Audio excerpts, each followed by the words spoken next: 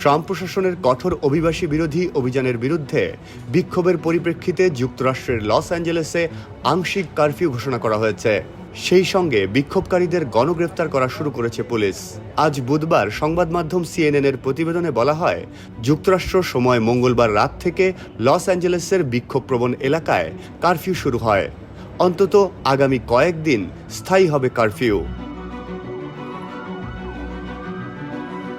ক্যালিফোর্নিয়ার লস অ্যাঞ্জেলেসের পর যুক্তরাষ্ট্রের আরও বেশ কিছু বড় শহর New York, Chicago, Seattle, Denver, San Francisco ও আটলান্টায় একই রকম বিক্ষোভ ছড়িয়ে পড়েছে।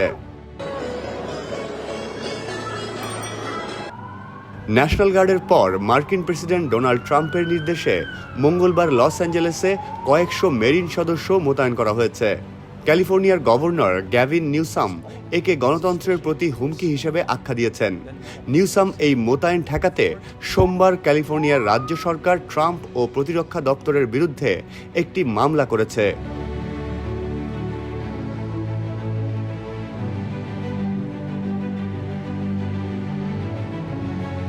যুক্তরাষ্ট্রের ফেডারেল আইন পোসে কমিটেটাস অ্যাক্ট অনুযায়ী অভ্যন্তরীণ বেসামরিক আইন শৃঙ্খলা রক্ষার দায়িত্বে মার্কিন সামরিক বাহিনী মোতায়েন অবৈধ।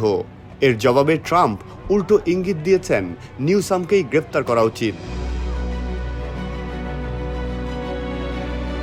টেক্সাসের বিভিন্ন শহরে বিক্ষোভের পরিকল্পনার খবর পেয়ে ইতোমধ্যে সেসব অঞ্চলে ন্যাশনাল গার্ড মোতায়েনের ঘোষণা দিয়েছে রিপাবলিকান গভর্নর গ্রেগ অ্যাবট।